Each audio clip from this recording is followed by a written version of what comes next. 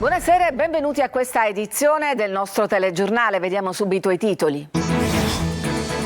La gelosia dietro l'omicidio-suicidio di Palermo. Una vigilessa ha ucciso il marito a colpi di pistola e poi si è tolta la vita. Incredulo il capo dei vigili urbani, era una collega inappuntabile. La sparatoria in centro a Mister Bianco, arrestato per tentato omicidio il 76enne che ha ferito un uomo per vendicarsi di un'offesa ricevuta. Movida violenta a Palermo, 20enne picchiato da un branco di adolescenti senza un apparente motivo, ha un trauma facciale. Slitta a novembre l'avvio dei cantieri per il ponte sullo Stretto. Ad annunciare le nuove date è stato Pietro Ciucci. Anche l'iter degli espropri dovrebbe subire un rinvio. Stop alle proroghe per le concessioni balneari. La sentenza del Consiglio di Stato semina il caos tra i gestori dei lidi che chiedono di indire le gare. Rivive a teatro il mito dei Beatles grazie alla musica dei beatbox e al racconto di Carlo Massarini, uno dei giornalisti più amati in Italia. Calcio, solo un pari per il Palermo che al Barbera viene raggiunto nel finale dall'Ascoli. Castellini e Catania insieme sino al 2028.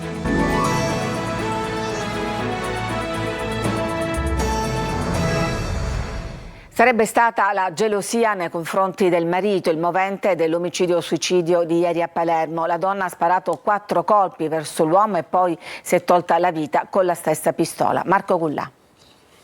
La certezza si avrà nelle prossime ore con l'autopsia sui corpi disposta dalla Procura della Repubblica. Per chi indaga però la dinamica è apparsa fin da subito chiara nella sua drammaticità. Laura Lupo ha ucciso il marito Pietro Delia con la pistola di ordinanza e poi si è tolta la vita con la stessa arma. C'è ancora sgomento, incredulità al civico 49 di Via Notar Bartolo, salotto di Palermo, dove ieri si è consumata la tragedia che molti dicono sia legata alla gelosia della donna verso il marito. Sul pavimento della cucina, accanto ai corpi diversi per terra, c'erano 6 bossoli di calibro 9. Il medico legale, ad un primo esame, ha rilevato 4 fori al torace e all'addome dell'uomo, commercialista di 66 anni, ex dipendente della BNL. La donna, 62 anni, poliziotta municipale, aveva 2 ferite alla testa. È probabile che abbia dovuto esplodere un secondo colpo per compiere il gesto suicida. Quando sono entrati i vigili del fuoco hanno visto che Laura Lupo stringeva la pistola fra le dita. I carabinieri non hanno trovato alcun biglietto che anticipasse il gesto, nulla nel comportamento della donna, a giudicare dal racconto di parenti, amici e vicini, aveva lasciato presagire un simile epilogo. Ci coglie molto così amareggiati questa cosa, visto che parliamo di un appartenente al corpo della polizia municipale assolutamente per bene, famiglie per bene, persone per bene, non ce lo saremmo obiettivamente mai aspettati. Grande lavoratrice, inappuntabile, madre di 2 figli, sistemati o comunque in via di avvio, non ce lo saremmo proprio aspettati. Non è stato mai evidenziato nulla che lasciasse anche solo lontanamente intuire la possibilità di un problema, assolutamente. Ci sarebbe però un malessere nella coppia dovuto alla gelosia della donna, ma non solo. La coppia era tornata a vivere insieme dopo un periodo di separazione. Il movente resta ancora da approfondire. E ancora cronaca, tentato omicidio. Ieri pomeriggio a Mister Bianco un 76enne ha sparato diversi colpi di pistola contro un uomo in pieno centro. Alla base del gesto un'offesa ricevuta in pubblico. Simona Mazzone. Lo avrebbe offeso in pubblico, un fatto imperdonabile per il 76enne che sabato pomeriggio, vedendo passeggiare per le strade di Mister Bianco il suo rivale, ha puntato un'arma verso il 55enne, sparando diversi colpi di pistola, ferendolo alle braccia e alle gambe. Sono circa le 17:30 nella centrale via Matteotti, a quell'ora particolarmente affollata. L'aggressore alla guida della propria auto, una vecchia Fiat Panda, incrocia il 55enne a piedi. Il 76enne parcheggia frettolosamente la macchina e inizia a seguire per diversi metri la vittima, fino a quando all'altezza di un bar attraversa la strada. A questo punto l'anziano estrae dalla tasca una pistola, facendo fuoco e colpendo il 55enne a entrambe le gambe e al braccio sinistro, per poi tornare in macchina e fuggire. Intanto l'uomo è per terra, sanguinante, la gente accorre per soccorrerlo, chiama l'ambulanza e i carabinieri. Cominciano le indagini tra testimonianze e immagini della videosorveglianza. In poche ore il cerchio è chiuso attorno all'uomo, che viene localizzato immobilizzato ancora a bordo della propria auto in via Zia Lisa, dove il 76enne non oppone resistenza alla cattura. L'uomo già pregiudicato è finito in carcere con l'accusa di tentato omicidio e di porto illegale in luogo pubblico di arma da sparo. Il 55enne, anche lui pregiudicato, si trova all'ospedale San Marco di Catania e non è in pericolo di vita. Ancora movida violenta a Palermo, in 6 hanno picchiato un ventenne senza apparenti motivi, il ragazzo ha riportato traumi facciali. Manlio Viola. Una nuova aggressione, l'ennesima nel fine settimana a Palermo lungo le strade della Movida. Un giovane di 20 anni è stato picchiato la scorsa notte in via Quintino Sella, una delle strade intorno all'area del Teatro Politeama. In 6 lo hanno avvicinato con una scusa, quella di chiedergli l'ora, poi all'improvviso lo hanno aggredito colpendolo più volte fino a spedirlo in ospedale. Il giovane è arrivato a Villa Sofia con un trauma facciale. Sul posto sono intervenuti gli agenti della polizia municipale, poi sono arrivati anche carabinieri e agenti di polizia. Secondo una prima ricostruzione, dopo l'aggressione il gruppo di 6 ragazzini è fuggito, disperdendosi in varie direzioni. L'aggressione si consumava nei pressi del Teatro Politeama, mentre il dispositivo di sicurezza e controllo della polizia si concentrava ieri sera su un'altra zona, quella fra la stazione ferroviaria centrale e Corso Vittorio Emanuele, attraverso via Macheda. Controlli anche in Piazza Marina, Piazza San Francesco di Paola e Piazza Regalmici e altre aree della Movida particolarmente frequentate anche dai turisti. Con il viso coperto da cappucce e sciarpe e armato di coltello entrò in un centro medico minacciando una dipendente per farsi consegnare l'incasso di 80 euro. Attraverso i sistemi di videosorveglianza si è risaliti all'identità del rapinatore. Il 25enne è stato sottoposto agli arresti domiciliari. I cantieri per il ponte sullo Stretto non partiranno prima della fine dell'anno. La nuova data è stata fornita dall'amministratore delegato Pietro Ciucci. Anche l'iter degli espropri dovrebbe subire un rinvio. Francesco Triolo. Il progetto esecutivo del ponte sullo Stretto di Messina annunciato per l'estate slitterà a dopo novembre, quando ci dovrebbe essere l'approvazione del CIPES. Prima della fine dell'anno quindi i lavori non partiranno sicuramente, ma naturalmente anche l'iter degli espropri subirebbe uno slittamento.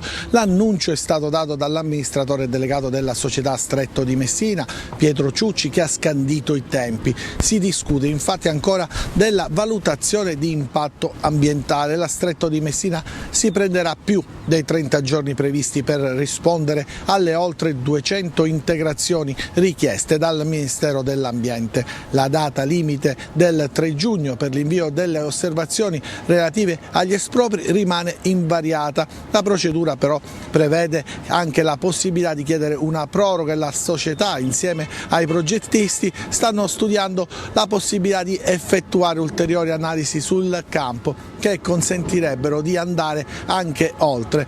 Intanto proseguono le iniziative dei comitati No Ponte. Ieri sera nuova riunione, stavolta al Parco Orcinus Orca, dei cittadini titolari di immobili o di terreni finiti nell'elenco delle procedure di esproprio per i lavori del ponte e delle opere adesso collegate. Raccolte le adesioni per nuove iniziative che verranno organizzate nel mese di maggio. I comitati messinesi prenderanno parte anche alla manifestazione del 18 maggio prevista a Villa San Giovanni. È stata una notte di sbarchi a Lampedusa, dove, complice il bel tempo, sono ricominciati gli arrivi. Nelle ultime 24 ore quasi 500 persone hanno raggiunto l'isola e arrivano nuove segnalazioni di barchini. In serata il battesimo della piccola ivoriana Maria, che adesso ha 2 anni e mezzo ed è stata la prima nata sull'isola dopo ben 51 anni. La piccola ha ricevuto la cittadinanza onoraria. Il Consiglio di Stato con una sentenza ribadisce lo stop alle proroghe delle concessioni balneari, malumori tra i gestori dei lidi che chiedono di indire le gare bloccate dal vuoto normativo e di tutelare la categoria. Emanuela Corsi. Nuovo stop alle proroghe delle concessioni balneari da parte del Consiglio di Stato. I giudici amministrativi hanno ratificato la data di scadenza delle concessioni demaniali per le spiagge al 31 dicembre dello scorso anno, stabilendo che le amministrazioni devono applicare qualsiasi deroga solo fino al 31 dicembre 2024. La decisione si basa sui principi della Corte di Giustizia dell'Unione Europea, che richiedono una procedura di gara per assegnare le concessioni in un contesto concorrenziale. Per i balneari, però, è il caso di dire nulla di nuovo sotto il sole. In realtà non è avvenuta alcuna variazione rispetto al passato. Il Consiglio di Stato anni addietro si è pronunciato dicendo che le gare si devono effettuare, semplicemente in questa occasione continua a ribadirlo. Pochi però sanno che nella stessa giornata nella quale viene emanata questa sentenza, un'ora dopo, il Consiglio di Stato si pronuncia ordinando la sospensione delle gare a causa della mancanza dei parametri per poterle svolgere. Se è vero quindi che le proroghe decise dal governo fino al 2033 sono una palese violazione della direttiva Bolkestein, per i gestori dei lidi servono delle norme chiare che, oltre a regolamentare il futuro del settore, devono difendere una categoria che da decenni si prende cura di buona parte del demanio marittimo del nostro paese. Intanto Legambiente, ribadendo che le spiagge sono un bene comune, chiede l'annullamento del decreto assessoriale del 30 dicembre scorso, che proroga le concessioni demaniali marittime fino al 31 dicembre 2024. A Catania un'altra edizione del Lungomare Fest ed un'altra invasione di gente tra Piazza Europa e Piazza Mancini Battaglia. C'era per noi Tonino De Mano. Sport, cultura e solidarietà in una sola parola. Lungomare Fest. Ore 10. Scatta il divieto alle auto da Piazza Europa a Piazza Mancini Battaglia e i catanesi si riversano in strada rigorosamente a piedi, in bici o in monopattino. Le due corsie di marcia improvvisamente si trasformano in un unico percorso dove si va a destra e a sinistra, avanti e indietro. Noi abbiamo anche noleggiato la bici elettrica e siamo qui anche perché la giornata permette, è splendida, quindi ci divertiamo. Ci si ferma a respirare la brezza marina e c'è chi ascolta nuovi suoni. Noi facciamo un attimino silenzio, si sente la musica delle persone, ogni nota differente che compongono un concerto meraviglioso la mattina, il silenzio di tutto, soltanto le persone che parlano. Sente? È meraviglioso. Una macchina bianca si fa largo tra la gente, a bordo un automobilista particolare. C'è anche un autobus perché la cultura è sempre in movimento. Ma c'è molta curiosità. Noi questa iniziativa è da circa 10 anni che c'è, però le persone è come se non l'hanno mai visto, perché tutti i lungomari liberati che noi facciamo qua portiamo sempre quest'autobus per fare cose, però la persona è sempre, diciamo, affascinata da questa iniziativa. In Piazza del Tricolore anche l'autoemoteca dell'Associazione San Marco Donatori Volontari Sangue e la Festa delle Famiglie, con spettacolo di marionette, letture, racconti e laboratori per grandi e piccoli a cura dell'Associazione Famiglie Arcobaleno. Immancabili i mercatini artigianali ed il pallone. Un motociclista è caduto in una scarpata precipitando per 15 metri. L'incidente è avvenuto nei pressi della Mareneve in zona Lingua Glossa. L'uomo è rimasto cosciente fino all'arrivo della squadra dei soccorritori. Da un primo esame avrebbe riportato la frattura ad una gamba. Catania, liquami a cielo aperto in via Santa Sofia, esasperati i residenti che da una ventina di giorni cercano di segnalare la perdita senza però ricevere risposte. Una fogna a cielo aperto che nessuno vede da oltre 20 giorni tra l'esasperazione della gente che ormai non sa più a chi rivolgersi. Succede a Catania e il fiume che vedete scorre in via Santa Sofia all'altezza del Parco Gandhi. I liquami fuoriescono da questa botola e scivolano a valle, ammorbando l'aria e costringendo i residenti a stare barricati in casa. E fuori anche peggio, visto che i pedoni devono prestare attenzione anche agli schizzi delle auto in transito. È da più di 20 giorni che purtroppo nessuno è intervenuto e la situazione sta degenerando. Situazione igienico-sanitaria da terzo mondo, ma sconcerta soprattutto il silenzio da parte degli enti che dovrebbero intervenire, come conferma questa signora che da giorni, incollata al telefono, cerca l'interlocutore giusto per risolvere il problema. Da 20 giorni ho chiamato il numero verde del comune, non ho ricevuto alcuna risposta e mi sono preoccupata allora di contattare altri numeri di telefono segnalati. Ho incontrato gli operai della multiservizi di Catania che è in chiusura di cancello, per disperazione quasi mi sono rivolta a loro e ho detto ma scusate, chi è che si interessa del sistema fognario a Catania? E loro mi hanno detto no, il comune di Catania non fa più questo servizio ma lo fa la Sidra. Sono tornata a casa e ho chiamato la Sidra l'indomani mattina, però mi hanno dato 2 numeri di telefono, uno di un ingegnere e uno di un altro operatore, ma a nessuno dei 2 numeri ho ricevuto risposta. Piange il telefono e la fogna non ha pietà. C'è il rischio di una brusca frenata per il mercato del lavoro nel sud Italia. Lo stop e gli incentivi sui contributi scadrà infatti il 30 giugno e gli industriali temono che non venga prorogato. Maglio Viola.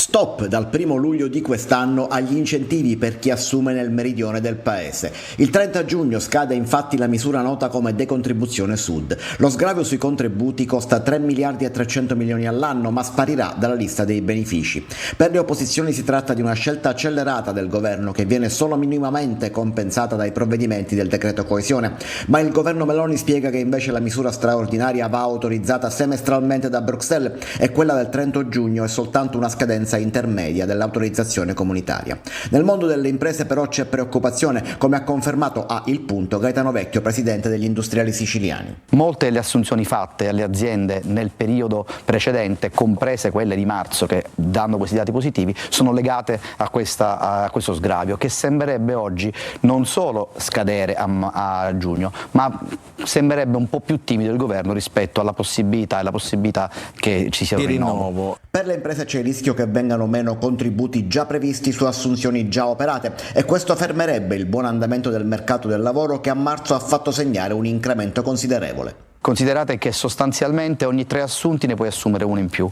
e secondo noi, non abbiamo degli studi esatti ma li faremo a breve come sistema Confindustria, una gran parte delle assunzioni al Sud Italia è avvenuto grazie a questo meccanismo. Per completare il quadro, la ZES, la zona economica speciale estesa a tutto il sud ma che ancora non è partita. Le ZES locali già esistenti si sono fermate ma il nuovo meccanismo resta attualmente al palo. Ci fermiamo, c'è una pausa per la pubblicità, torniamo tra pochissimo.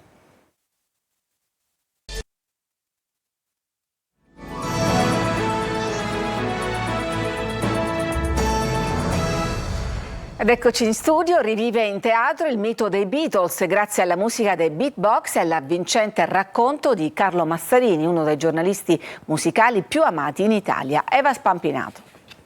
Chiudete gli occhi, immaginatevi di essere in un'altra epoca, vi siete all'inizio degli anni 60 e noi possiamo partire.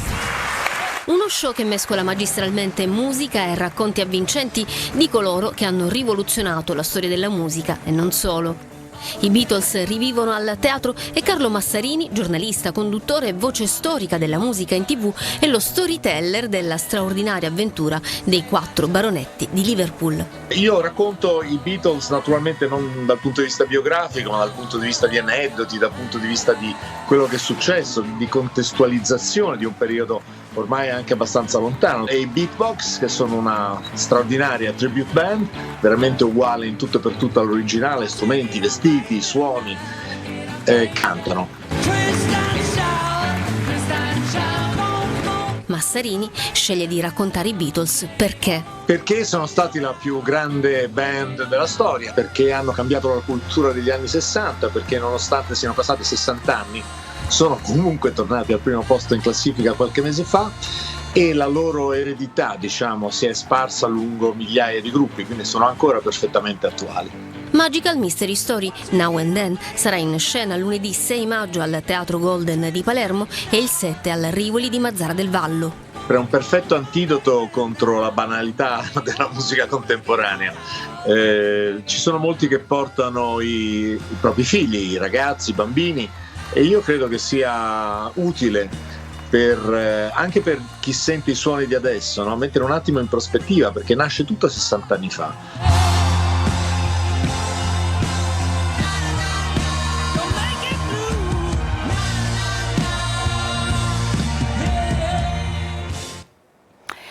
A Palma di Montechiaro, serata di gala per la 4ª edizione del premio Gattopardo d'Oro. Tra i premiati anche Michele Placido, Katia Ricciarelli e Luca Barbareschi. Davide Sardo.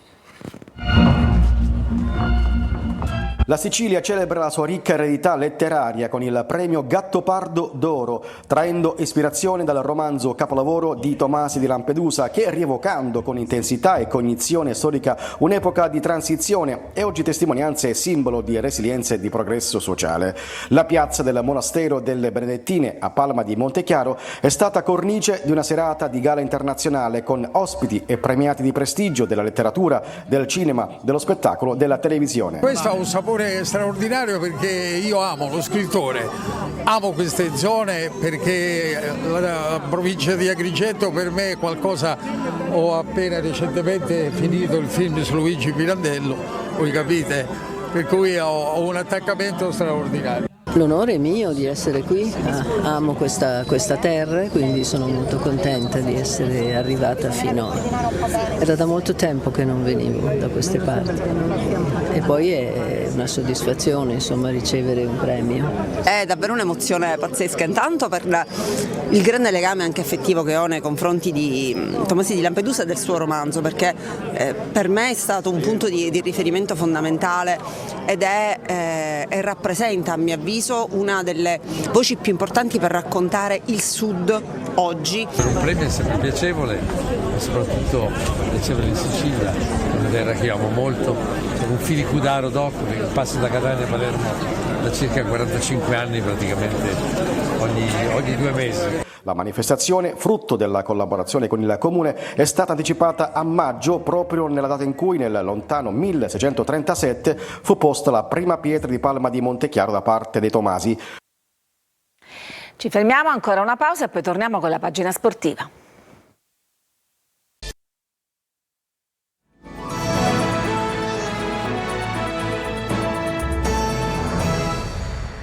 E siamo al calcio, ancora un pareggio per il Palermo raggiunto dall'Ascoli a tempo scaduto contro i bianconeri marchigiani, finisce 2-2. Brunori e Soleri, marcatori dei rosanero, doppietta di Caligara per l'Ascoli. Con questo risultato i rosanero centrano la qualificazione matematica ai play-off, ma escono dal Barbera fra i fischi dei tifosi che hanno contestato per tutta la partita. Il Catania ha prolungato il contratto al difensore Castellini sino al 2028, un bel segnale di programmazione alla vigilia dei play-off. Intanto la squadra si è allenata anche oggi. Francesco Triolo. È stata una domenica di lavoro per il Catania, nessuna pausa per i rossazzurri anche questa mattina. Si sono allenati e domani torneranno in campo per preparare il debutto nei play-off. Appuntamento al 14 maggio, prima gara della fase nazionale con avversario naturalmente ancora da conoscere. Intanto la società si muove e diventa un segnale anche in chiave futura il prolungamento di contratto per Alessio Castellini. Prima dei play-off la società Etne ha voluto estendere il vincolo con il promettente difensore fino al 30 giugno 2028. Vicepresidente Vincenzo Crella, nel commentare il rinnovo del 21enne, hanno confermato come la programmazione per la prossima stagione sia già iniziata e la società comunque vada a finire la fase dei play-off, ha intenzione di programmare un campionato importante e meno problematico, affidandosi a chi ha già dato ampia dimostrazione di affidabilità. Con il Catania, Castellini ha collezionato 80 presenze e 6 reti, indossando più di una volta la fascia di capitano. Come la squadra intanto prepara la seconda fase del torneo, le attenzioni sono tutte sullo staff medico che sta cercando di rimettere in piena condizione Sturaro proprio per dare il massimo, e anche Teio che fin qui ha dimostrato poco, davvero nulla. Zeoli e il suo vice Vanzetto devono tenere conto anche dell'assenza, almeno per la prima gara, dell'attaccante Marsura che sconterà la seconda ed ultima giornata di squalifica dopo l'espulsione rimediata a Sorrento. È tutto per questa edizione, grazie per averci seguiti, vi auguro una buona serata.